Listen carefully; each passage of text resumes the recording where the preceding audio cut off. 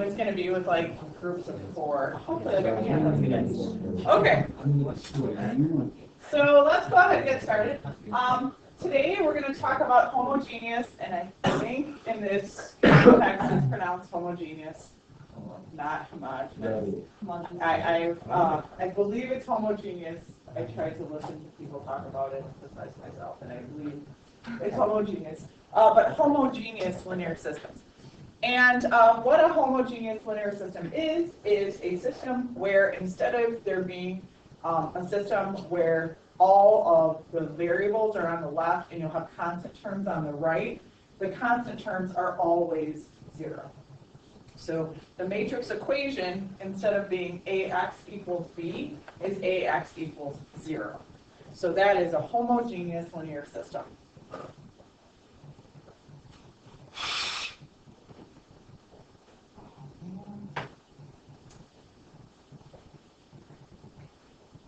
So essentially, if you have a homogeneous linear system, you are trying to figure out if the system, if you're able to solve it, that you can map with the weights of those vectors that make up the columns of matrix A, if a linear combination of those vectors will map you to the 0 vector, and the 0 vector is the origin, essentially.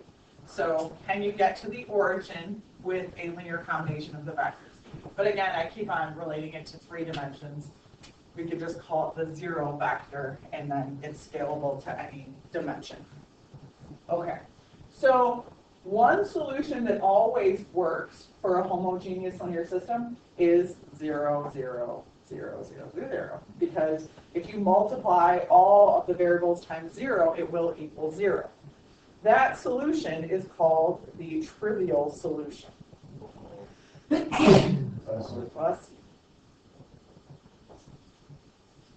trivial solution is, always going to be true, so it's not very notable. The solutions that are notable are the non-trivial solutions. And the only way you get a non-trivial solution with a homogeneous equation is if the equation has at least one free variable.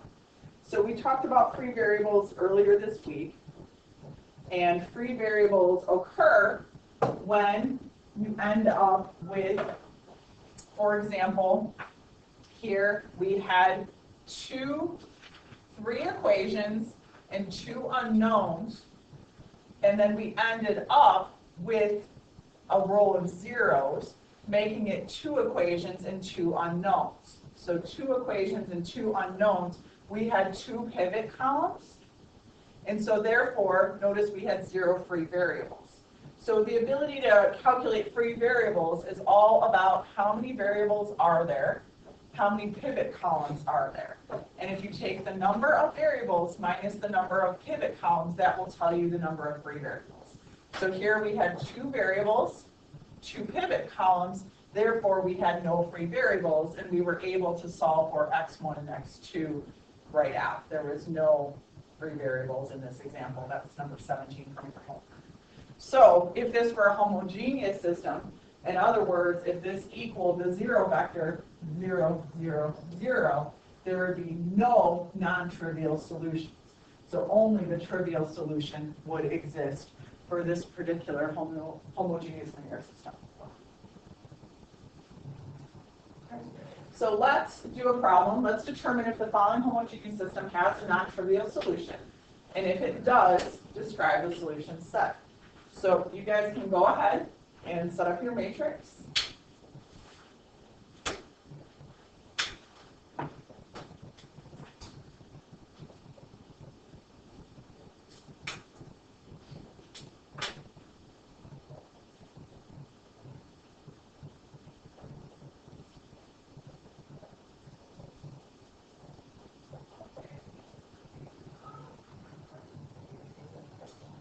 All right.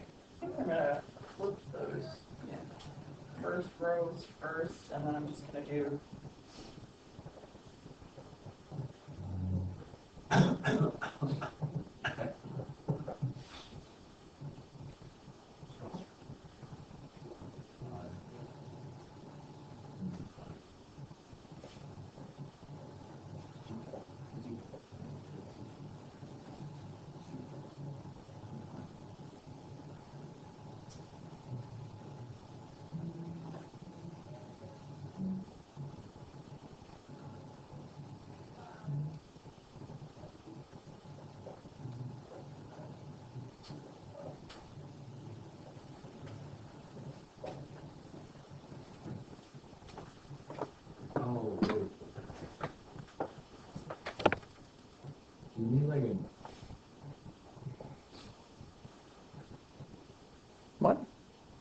can't really get the 2 to fall out, right? 1, 2, 2, 1, 0, 1. But do you really have to? Yeah.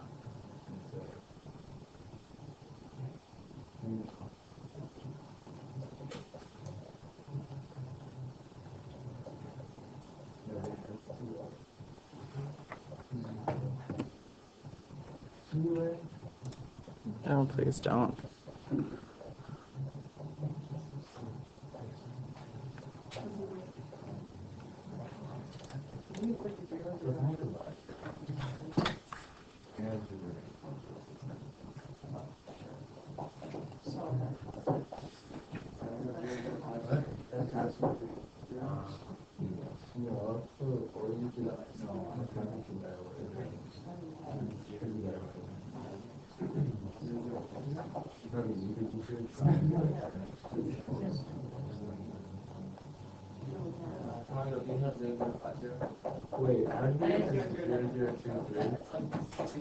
It's the top row. I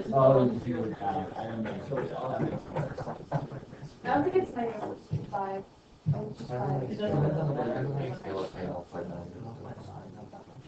It it's 0, 0, 0, 0. You guys should have been much joking. You guys should have Because I actually equals 0, so then I don't know. Really, I think you're wrong. I'll tell you that. I can go low. Okay. I'm It's a okay, bet. but It's a bet. I would put $5. All right, so let's take a look at this. So I did some elementary row operations. Wrong.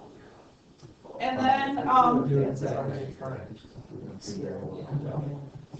and your ending matrix might be a little different from mine, depending on what you substituted and what elementary row operations you did. But in the end, you should all get 3 pivot columns.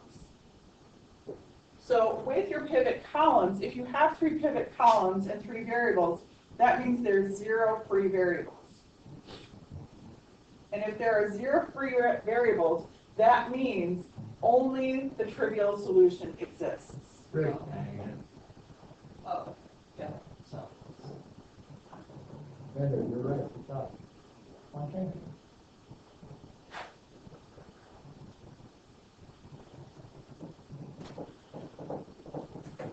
Okay, so there's no free variables, and the reason for that is that x3 equals 0.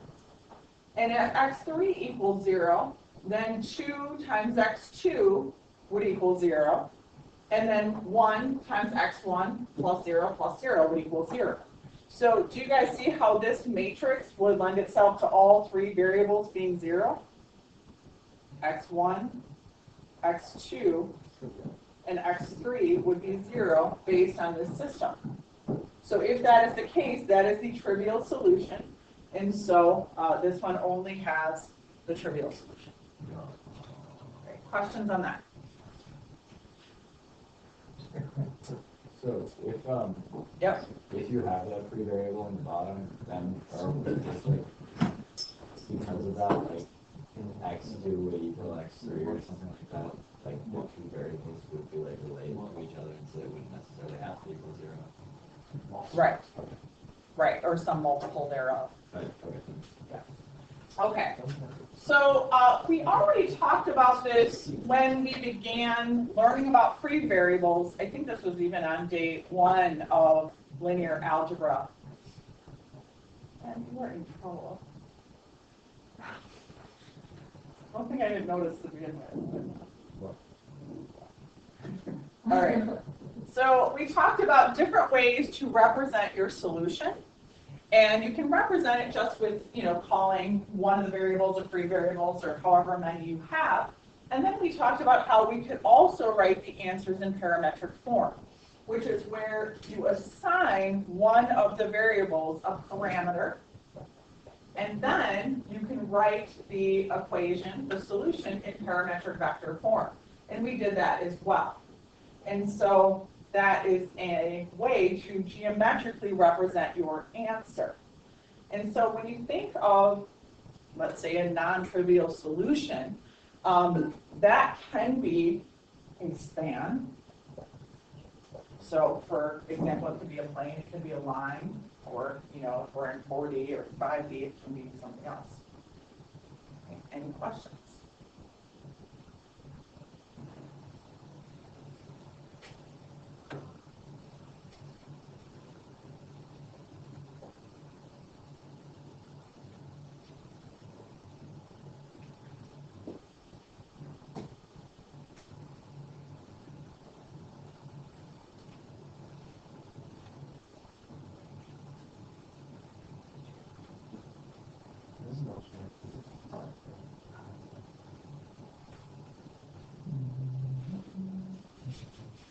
But so, Ms. Nolan? Yep. Is U and V like X, like I and J? No, they are vectors. I mean, it could be I and J, but generally they probably won't be, but they are vectors. It won't be generally the standard basis vector I and J.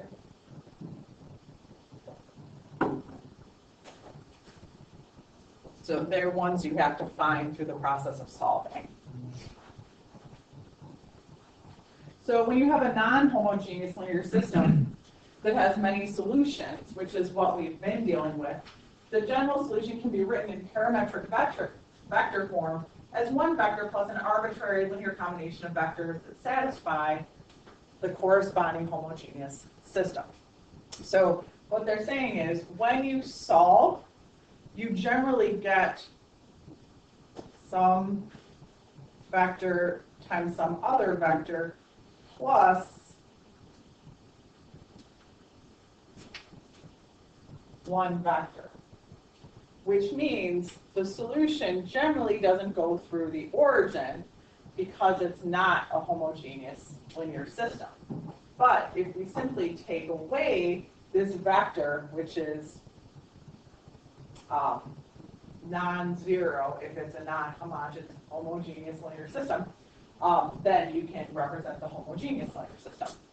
Meaning that's how if you zero out the right side, then this just becomes the zero vector right here, instead of being a different vector. Ben? So you have AX plus B, which would be a non-homogeneous linear system, and then you add negative B to it. AX equals B. Yes.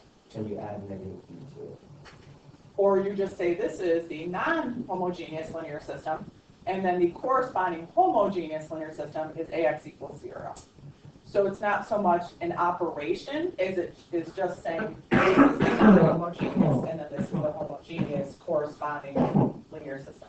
With different A's and X's.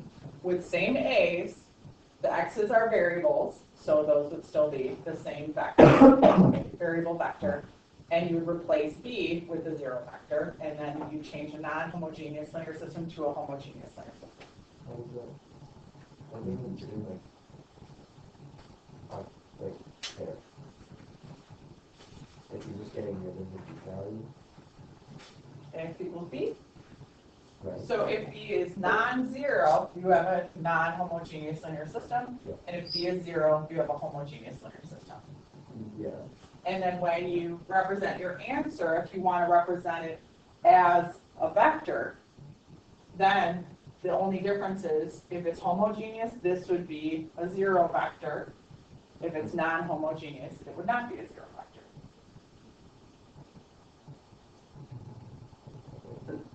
Because you're not going to have zeros on the right side of your augmented matrix if it's non-homogeneous.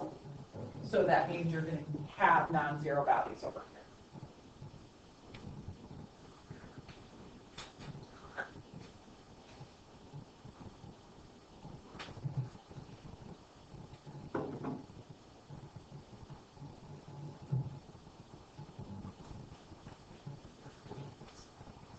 Okay, so let's solve and describe our solution in our solution in parametric vector form.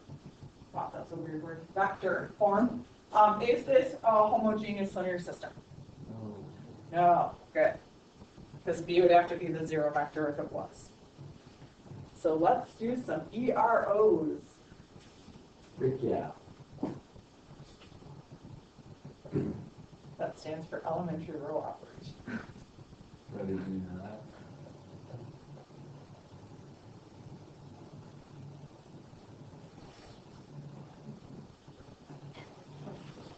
So this is making are you starting to prefer using the iPad?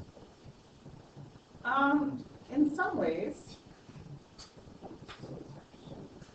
I like that I don't block the board, and I like that I can face you, and I like that I'm more mobile. I still prefer writing on that. Yeah. And I don't like when it randomly disconnects. That's super annoying. Did that during like screen share or anything? Right?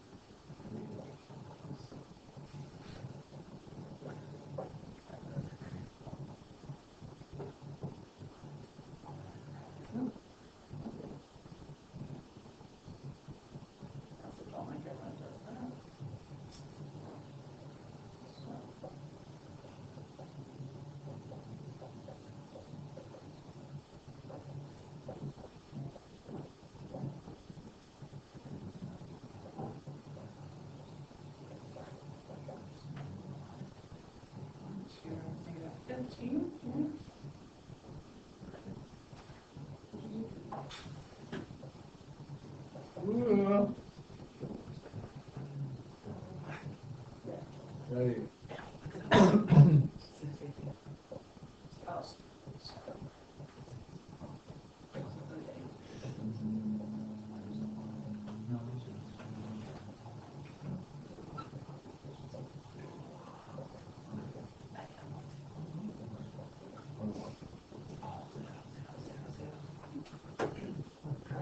So when I added R1 and R2, and then I added 2R2 plus R3 to generate my complete zeros, I got, and then I scaled it, I got the same exact row.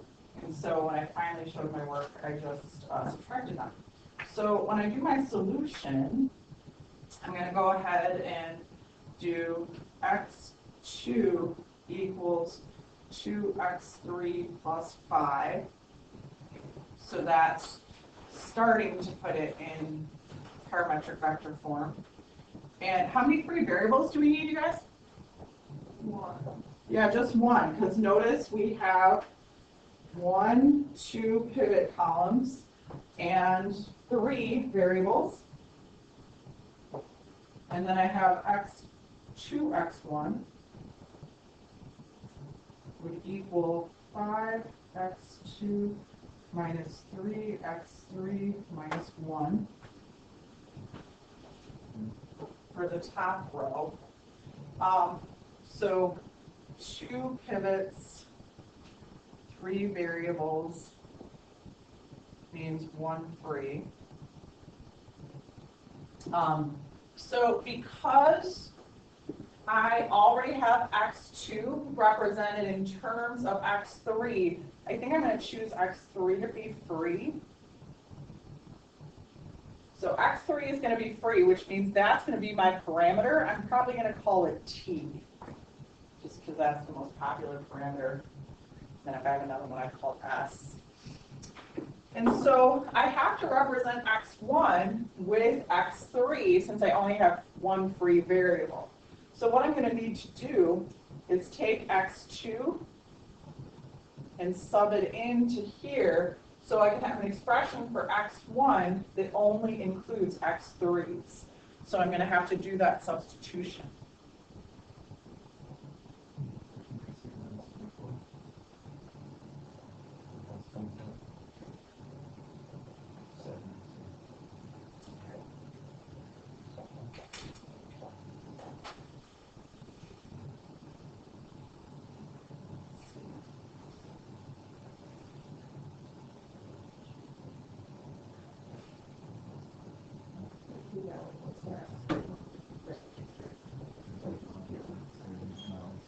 Okay, so now to write this in parametric vector form. Yeah, I think I'm gonna give up. What I'm going to do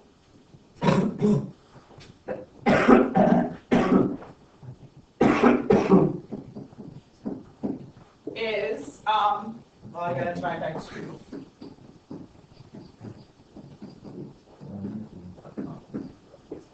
Well, Oh, all right, so there's my x1.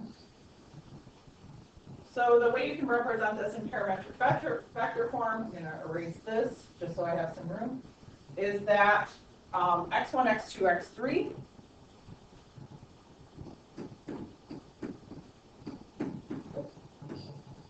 These are our weights on the vectors would equal our vector 12, 5, 0. Those are our constants for x1, x2, and then x3 has a constant of 0. And then x1 is 2, and this is 7/2, and this is 1. x3. what? 7 halves and 2.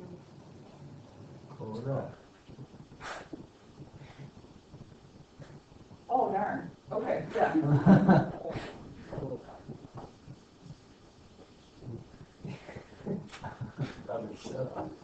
X1 is 12, x2 is 5, 0. So any free variable is 0 for x3. Just x3 is free, so it's 0. Wait, don't we call it T now? Yeah, why is it still x3? Well, you could do either. Oh, okay. We can call it T, because T is a more popular parameter. We Yeah. can do that. So if we parameterize, if we call x3 T, Jeffrey, Yeah. then this has to be 0, because when you multiply, it would be 0 plus 1t, and then x3 would equal t. Okay, where do you get the 1? Because x3 has to equal t as I defined it here. Oh, okay. And so it's not a multiple of t, it's t. All right, so there's parametric vector form. Questions? All right, I'm going to have you guys do these two.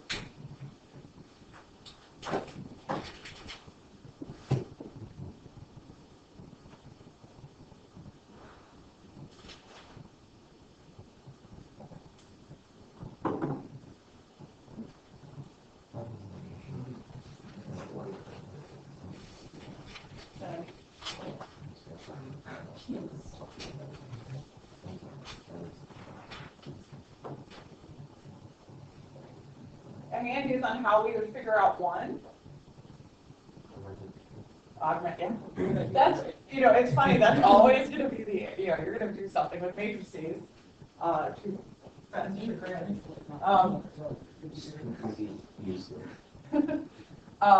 But if you do an augmented matrix, what are you looking for with that augmented matrix to determine if it intersects, Ben? If it's a consistent matrix, then it will have connecting the variables will equal each other in some solution. Will you get a point, a line? What are we going to get here if there is a consistent matrix? Since it's a 2 by 3 matrix, you will have at maximum 3 variables there, like 2 variables and 2 pivot points or whatever. So you'll have a 3 variables, which means that you'll have 2 variables determined. So it will be a line. Good. So a line. It could be a plane, but we can see that these aren't the same plane. So it's either a line or nothing.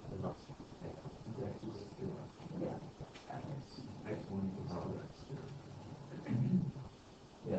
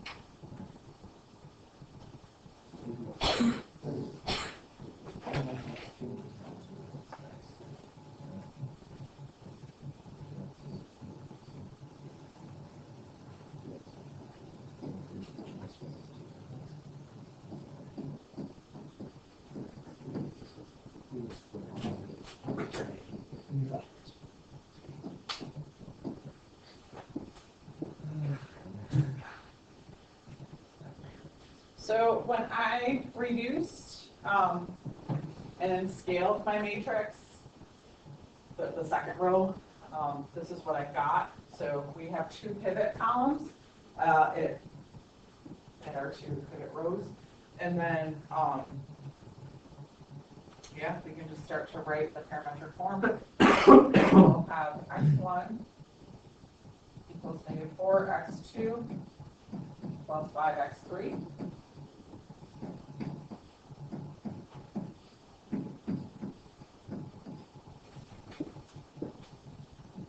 And I'm going to pick x3 to be t.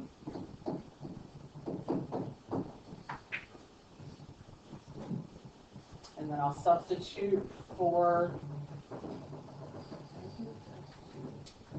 you wanted to do x2? What's that? Okay. Yeah, you just have to do it the other way.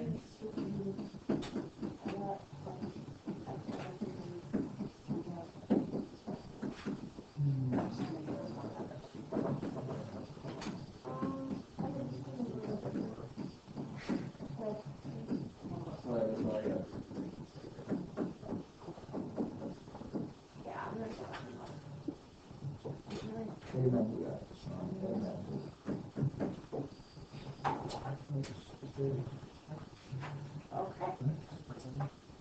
So x1, x2, x3.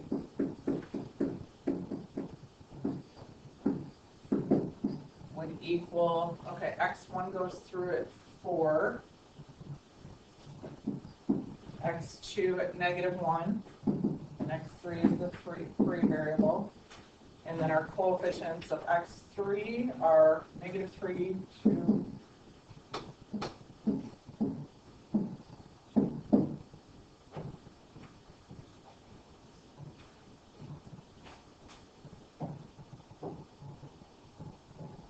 yeah, and this one, questions on that?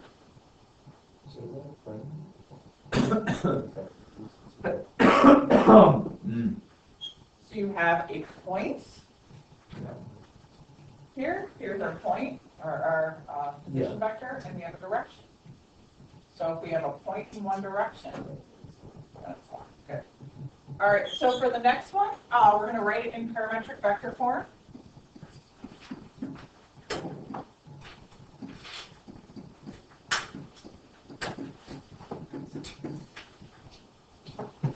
So how many free variables must we have for this one? 2. Yeah, because we have 3 variables in one equation. So let's call x2 and x3 free.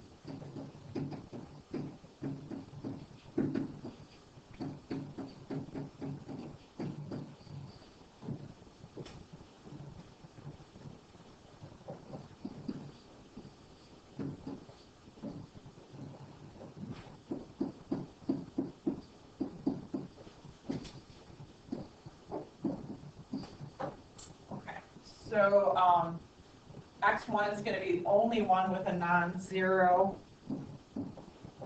quantity for the position vector, because the other 2 are free variables. Let's see, t x1.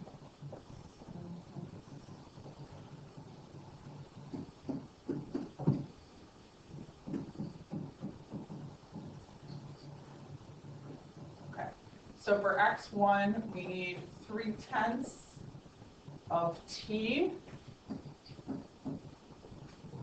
and 2/5 of s. and then x2 equals t. Oh, 1/5, yeah, thank you. I only produced half of my fraction. X2 equals t, so it's 1t and 0s, and x3 equals s, so it's 0 t's and 1s.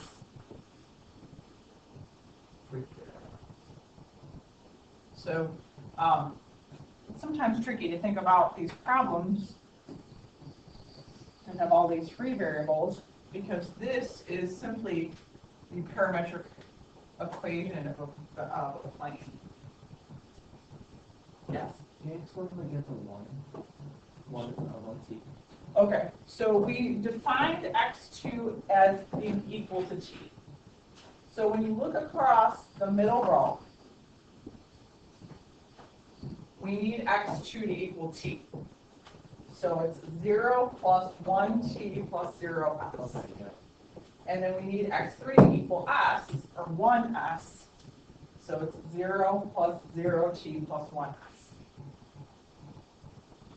Other questions? All right, yeah.